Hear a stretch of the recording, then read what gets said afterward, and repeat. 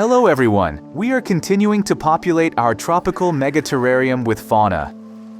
There are already 30 inhabitants, the arrival of which we showed in previous videos. First, we introduced the smallest ones, the sanitation workers, whose job is to maintain the ecosystem's balance.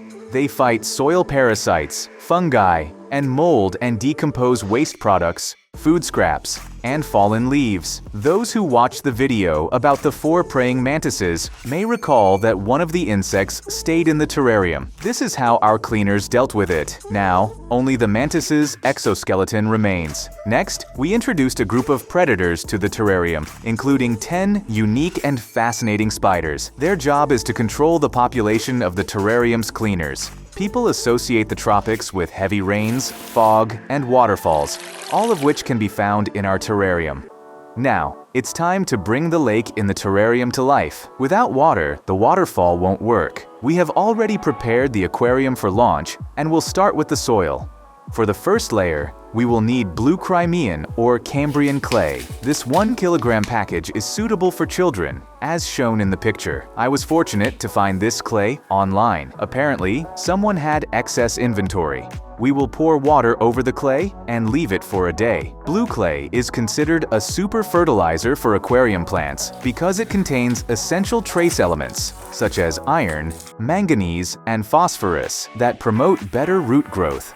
After 24 hours, we will drain the excess water. Then, we will form the bottom layer of the aquarium substrate with the clay. Some people place small clay balls under each plant, but we decided to recreate conditions as close to those in nature as possible, with a layer of clay under a layer of sand in estuaries. Generally, 100 grams of clay per 10 liters of water is recommended, but we used a little extra, 1 kilogram of clay for an 80-liter aquarium. The second layer will be coarse quartz sand, ranging from 1 to 2 millimeters in size. This is larger than some of our spiders. First, we will wash the sand under running water to remove any debris, dust, or clay.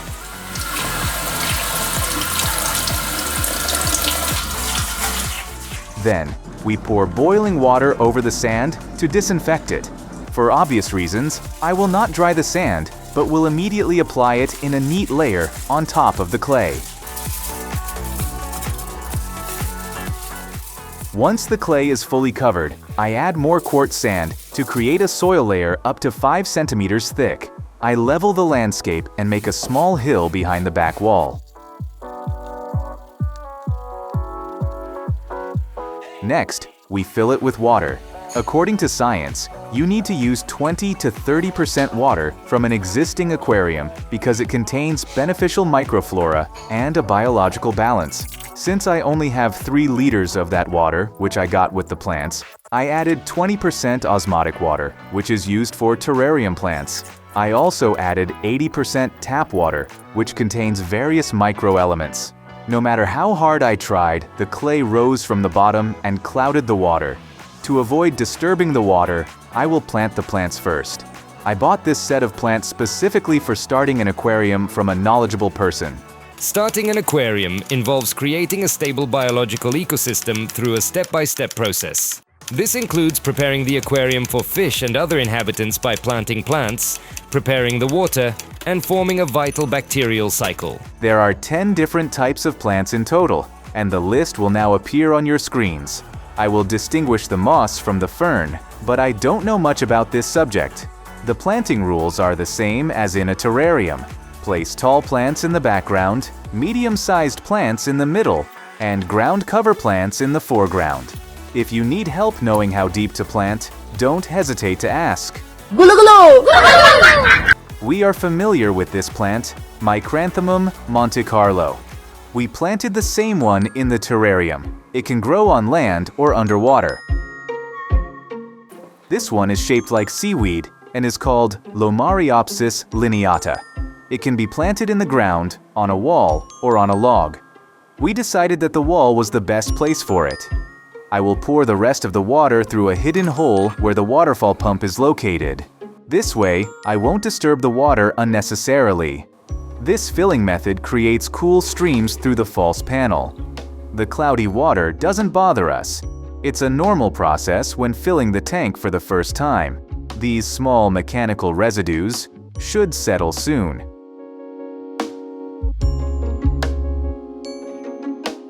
The next morning, the water was noticeably clearer. Now it's time to tackle the technical issues, starting with installing a water heater. We'll install it in the left corner and hide all the wires in the niche where the waterfall pump is located. We have some spare wires buried somewhere around here. We showed this in the first video. It's time to dig up the reserve we set aside. Here's one of the wires which we used for the heater. Why didn't we do this right away when building the terrarium? Probably because it was difficult to anticipate the need for a heater in the water zone of a tropical terrarium. Now, we're playing archaeologists. To be honest, I forgot how thick the layer of soil was under the back wall. I wouldn't have remembered if it weren't for the excavation. The heater is installed and the wire is laid where the niche will be. The wires are twisted and then I bypass the flower and go into the ground. All that remains is to arrange everything so that it is hidden. We will also hide the twisted wire to avoid contact with moisture. Our terrarium will be quite high-tech, yet not a single device will be visible. It's time to disrupt the beauty of nature a little and add two devices to control certain parameters. One is a thermometer in the water, and the other is a thermometer and humidity meter on land. The second device has a hidden sensor behind the decorations. I spent a long time climbing around in the terrarium, which caused the humidity to drop. It was time to raise the parameters to optimal levels using fog.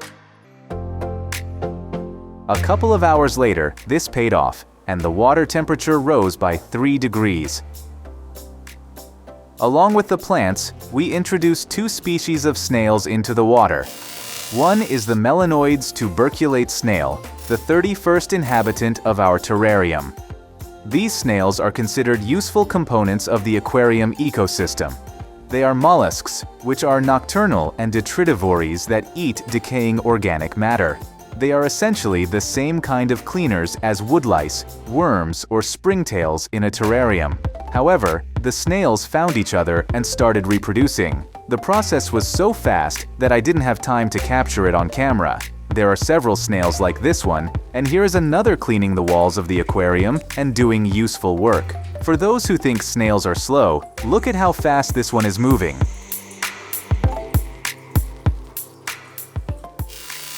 These are planorbid snails. Some of them got into the aquarium with the plants. They are beneficial as aquarium cleaners because they eat food scraps and dead plant parts. They also clean the glass and soil of deposits and dirt.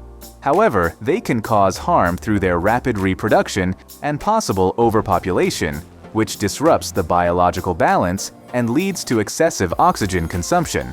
We will address controlling their numbers later. Since we're talking about snails, 3 different species have been living in the terrestrial part of our terrarium for 3 weeks. They are all probably the most active and interesting to watch if you sit and observe them for at least 5 minutes.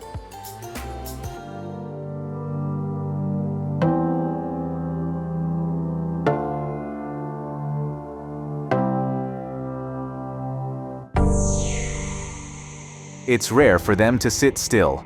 They are constantly exploring or crawling around. If you look into the terrarium once an hour, you'll be amazed at how quickly they move around. It's unclear how a snail balances on a thin twig and calculates its center of gravity. Here, 2 snails ended up next to each other. Then this happened.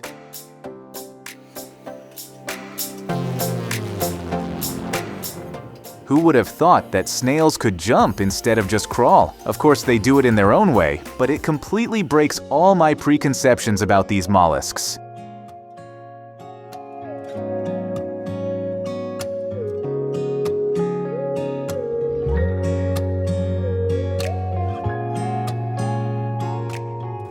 After one day, the water in the aquarium was significantly cleaner. In fact, it was several times cleaner. Now, at least, you can see the back wall. Mechanical particles settle quickly. However, it's too early to continue working with the aquarium. Now, let's talk a little more about the land part. Without our knowledge, another inhabitant has appeared. More precisely, there are 3 of them, 1 on the fern and 2 on the ground. This is the Agrotis sagidum caterpillar. It is a butterfly from the owl moth family. It is a dangerous pest of agricultural crops. It eats cereals, potatoes, and cabbage. In short, everything we don't have here. It is unclear how it arrived here. Perhaps it came with the moss during the colonization stage. Only time will tell if it will survive. Speaking of pests, stick insects cause more harm to plants. Here's a big one that got on the glass. I didn't notice earlier that it was missing a front leg. I thought it had lost the leg in the terrarium, but after reviewing the colonization footage, I realized the leg was already missing then. I'm not sure, of course, but I think it's greeting us now. It's a nocturnal insect that you find in a new place every morning. When you find one on the leaves in the morning, it means this glutton was here at night and is most likely nearby. They only sometimes eat the spiderwort that we planted for them. After another 24 hours, the water in the aquarium had become much clearer. It's not crystal clear yet though, but now you can work underwater, you can see what you're doing and even shoot a video. We received a package with another set of plants for the aquarium, not to be confused with the algae that all aquarists struggle with. There are several interesting specimens here, including aquatic limnobium and pistia plants. There are also plants for the background and middle ground. There are also 2 more types of moss. Best of all, there is a gift included with the main order. In addition, we will work on the decor. For this, we have oyster shells, black sea shells, dragonstone, and even fossilized coral. The corals are beautiful and add calcium to the water. Dragonstone is beautiful in itself and, most importantly, neutral. It's important to boil everything before placing it in the tank to kill any germs. I even bought these tweezers for the job. First, let's review the background, then we'll move the plant we planted earlier.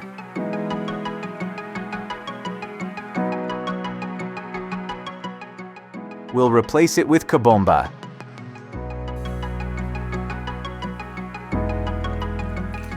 This is Ludwigia, which we received as a gift. It's also going to the background. The Hygrophila lemongrass mini will go to the middle ground. This is Thai fern, another gift from the order, which will also go to the middle ground. We also have moss and Micranthemum Monte Carlo. We'll stick the moss into the walls. I think it will grow. Monte Carlo is a ground cover plant that will be placed in the foreground. When it grows, it should resemble a lawn. Next, we will move on to the decor. We will place an oyster shell and some fossilized coral and scatter small shells in a chaotic pattern. I thought the water would become cloudy again after all these manipulations, but fortunately, this is not the case. The water remained the same as before we planted the plants. The suspension in the water, which can be seen in these pictures, will settle on its own soon. Overall, the underwater interior is finished, and you can see the result on your screens. We still need to plant 2 types of aquatic plants, 5 bushes of limnobium and 5 bushes of pistia. These plants absorb all the necessary micronutrients from the water through their long roots. They grow quickly, so we must ensure they cover no more than 30% of the water's surface. Otherwise, the amount of light passing through will decrease. As we mentioned, the water did not become cloudy again, but we had not yet turned on the waterfall. Your time has come. We turned on the waterfall, but it did not affect the cloudiness of the water. To be honest, I was most worried about this moment. After all, the presence of blue clay in the aquarium could have affected the cloudiness. However, the 4-centimeter layer of quartz sand and the abundance of plants appear to filter the water quite well. One advantage of a waterfall is that streams of water and numerous falling drops draw air bubbles into the aquarium. This enriches the water with oxygen. There is no need to install additional aeration equipment inside.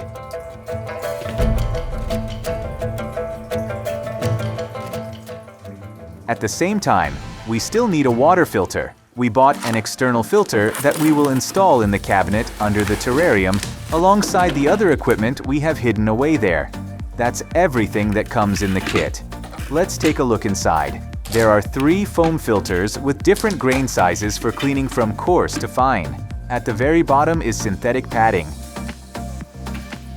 After 24 hours, you can see how much the filter has improved the clarity of the water. The water in the aquarium is now crystal clear, especially compared to the rest of the terrarium. Every object underwater is almost as visible as it is in the air. We place the water intake and clean water outlet next to each other through the ventilation hole, which is not ideal. It seems like a small cleaning cycle has been created. However, our geyser shoots from the bottom up, creating a current.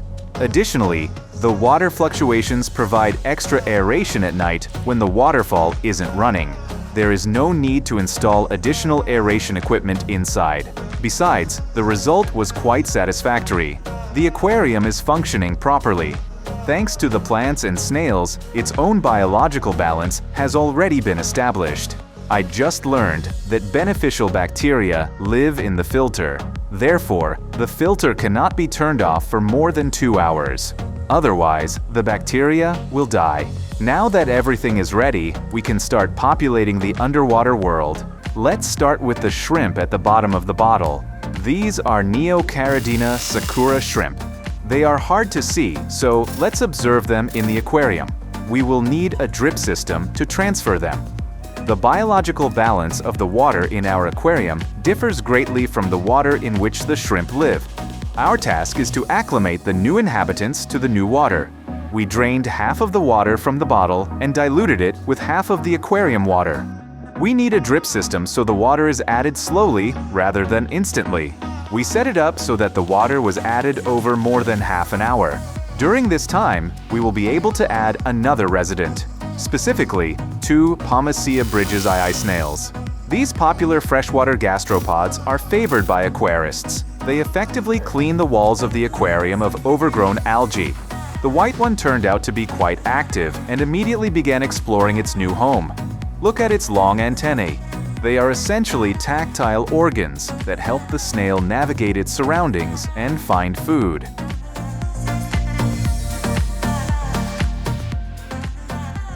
The 2 snails are about to meet. The white snail looks like a huge tank charging at the little one. It looks like the small one will end up under the caterpillar's tracks. Its antennae are already grabbing it. No, they missed each other after all. The snail passed by and moved on, finding something tasty under a plant. Here's what the mollusk looks like up close, more like a space monster. This is how the monster cleans the glass, by eating plaque and algae. During the day, we changed half of the shrimp's water several times using the drip method. Now, we are ready to populate the tank. We drain the water and cut off the bottle. All that remains is to move the shrimp to their new home.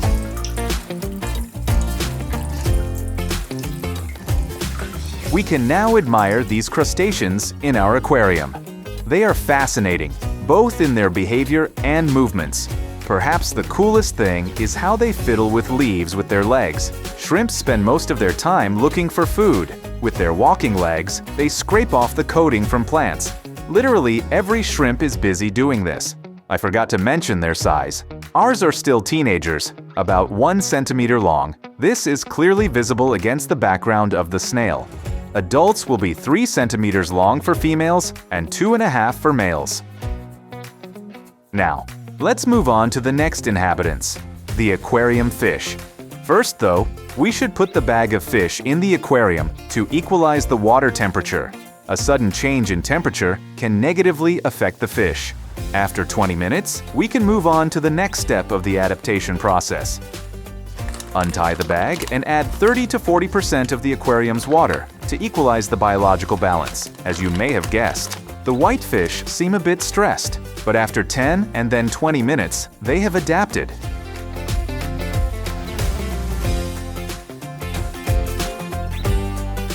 During the third water change, I accidentally released 2 blackfish from the bag while draining and refilling the tank. They are Poecilia sphenops fish. They are unpretentious, peaceful fish that will definitely not bother the other inhabitants of the aquarium. The white fish in the bag are the same species, just a different color. These fish are so gregarious that not even a bag can separate them.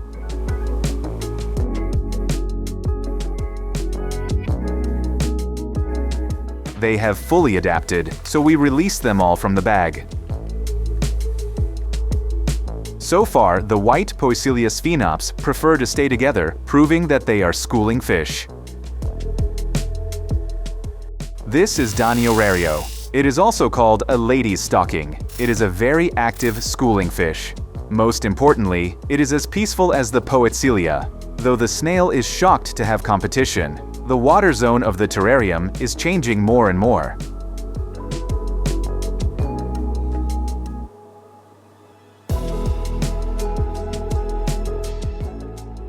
Judging by what is happening, there will soon be more snails. In the meantime, I picked up another package at the post office that was wrapped in foil insulation. It reflects the cold outside and keeps the heat inside. The packaging shows how conscientiously the sender approached the delivery with a lot of insulation inside. All this was done for 2 bags. I'll show you what they are soon. There was also a bottle in another package, apparently with hot water. The adaptation took much longer this time. The package took almost 2 days to arrive, and we spent a long time adjusting the water temperature. Now, everything is ready for the new arrivals. We poured out the contents of the first bag. Some of you may have already guessed that these are Corydoras panda. They belong to the catfish family and are very easy to care for. The second bag contains 2 species of Naratina snails. The striped ones are called zebras, and the spiny ones are called hedgehogs.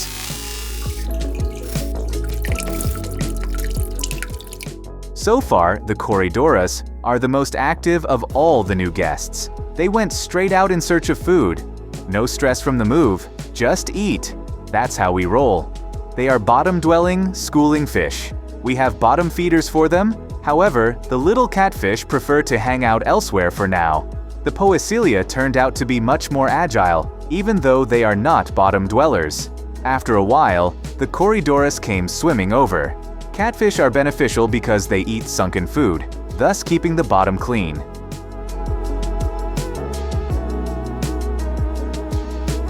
Naratina snails are also extremely useful freshwater aquarium inhabitants. They are some of the best algae eaters, effectively consuming various types of algae without damaging live plants. So far, the zebras are slightly more active. It's interesting that the mollusk has a striped body. One of the hedgehogs decided not to lag behind and started working too. I can't decide which is more beautiful, the zebra or the hedgehog. What do you think?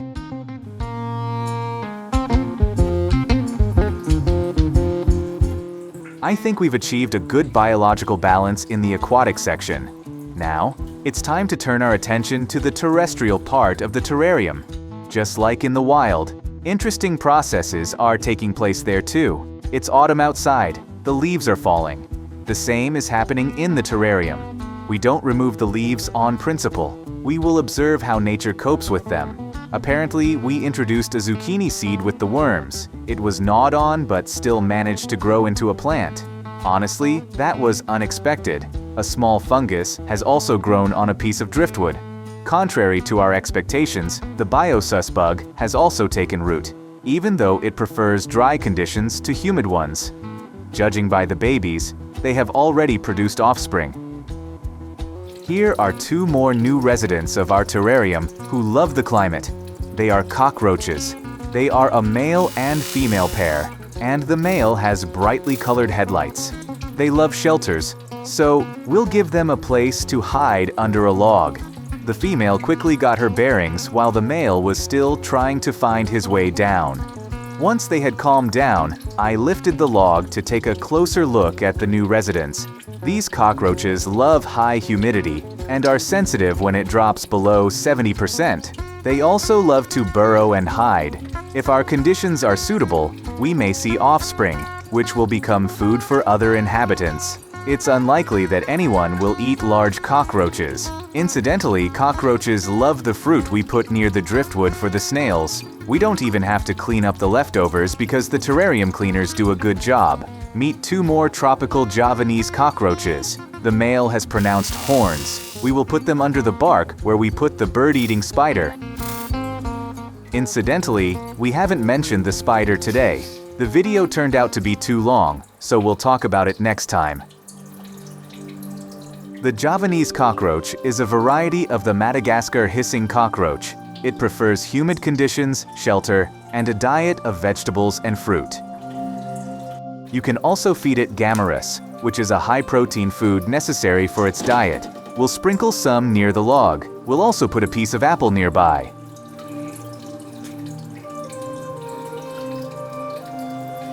The cockroaches are well provided for. They can stay in their shelter and reproduce. We have achieved a great deal, but there is still more to be done. That's all for now. Bye-bye.